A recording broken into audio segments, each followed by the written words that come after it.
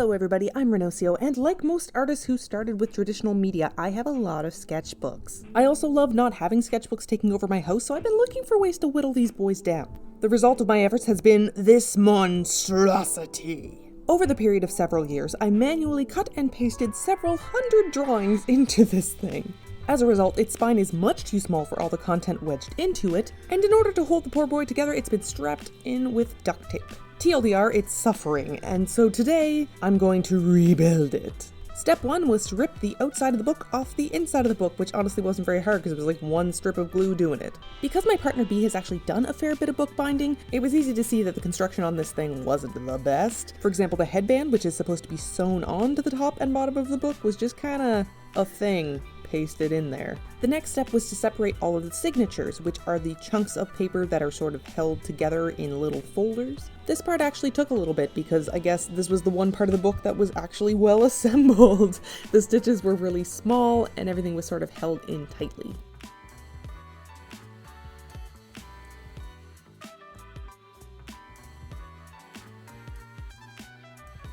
The main reason this book was overflowing is because the spine was too small for all of the content inside. It's all kind of pinched together at one end, so my job was to give it more room. By separating all of the signatures, I can then rebind them into a more comfortable format. In order to do this, I have to give the signatures an anchor point, in this case these 4 big threads along the spine, and then I had to sew them all to those anchor points, one signature at a time, in and out, looping around it. This is very time consuming.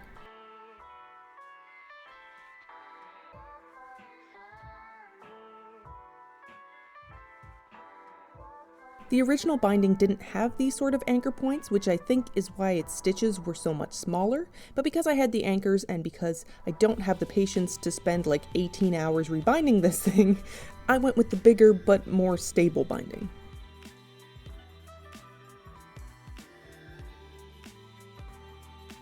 I did have to make sure to keep these strings quite tight while I was doing this, because if it was loose then you just have signatures flying all over the place. And because this was my first time binding a book, even though I've watched B do it a bunch of times, my efforts were a little bit shoddier, so there's some wiggles in the spine.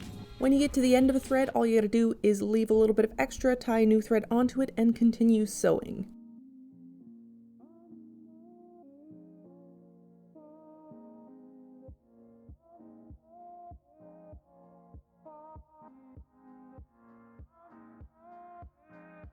Once everything was sewn together, I covered the spine with PVC glue, or just like white glue.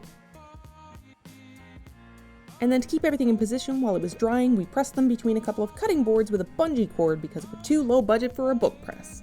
I decided to reuse the covers that were on the original book for the new book, at least as a base. So the next step was to drill 4 holes along each of these cardboard thingies at an angle, and then thread those 4 big anchor ropes through them with a big needle.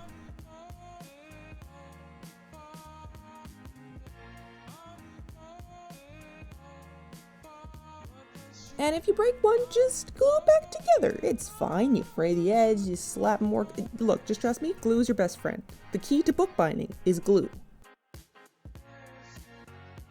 Once your frayed rope mistake on the spine is fixed, fray the ropes on the inside of the cardboard, glue them down, protect the inside of your book with some scrap paper, close the book, and then put it in an extended timeout until the glue dries under a bunch of heavy objects.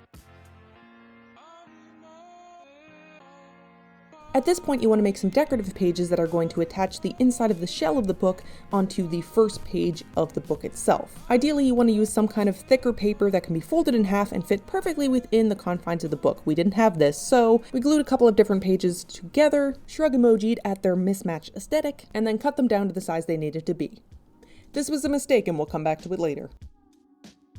While my book was drying in heavy object jail, I turned to disassembling this leather jacket that I got at the thrift store. We'd actually already harvested a bunch of parts from it, the zipper and the leather and a couple other things, for other projects. So in order to make the leather fit the size of my book, I had to piecemeal a couple different pieces together, and then spend a struggle of a time stitching them together using pliers and a really sharp leather needle.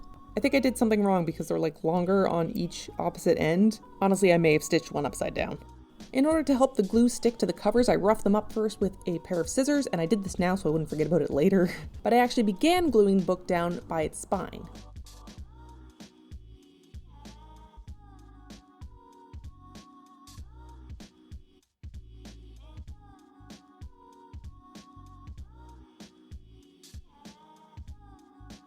With a lot of help from B, I put it back in the book press, but this time I used some yarn to wrap around the spine anchor things and use what's called a bone fold to press the leather to the spine. You can also use like a big marker or something to press it down, and the cutting boards were mostly there to protect the leather on either side from getting lines of rope etched in it, so you could probably use like an old t-shirt or something to do that too.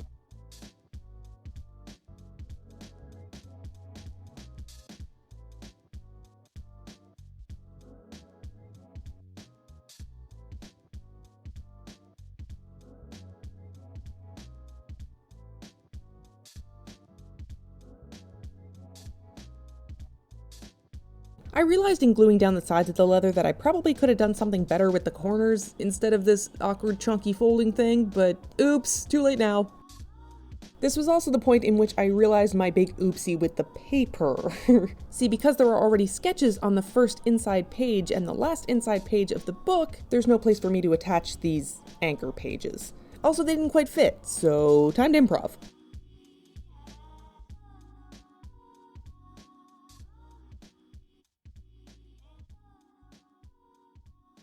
My slightly hideous fix was to glue some fabric in between the book shell and the pages, and then cut up the really pretty paper that I only had on the inside of the book before, and paste that on either side. My third big oopsie was realizing that I completely forgot to put headbands on this book, so despite me ripping earlier on the book's initial construction and the shitty headbands on there, I am also going to make fake ones.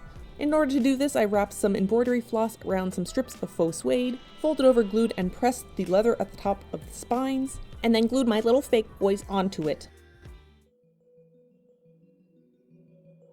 So for a first attempt at bookbinding, this isn't terrible. It could be better in a lot of ways.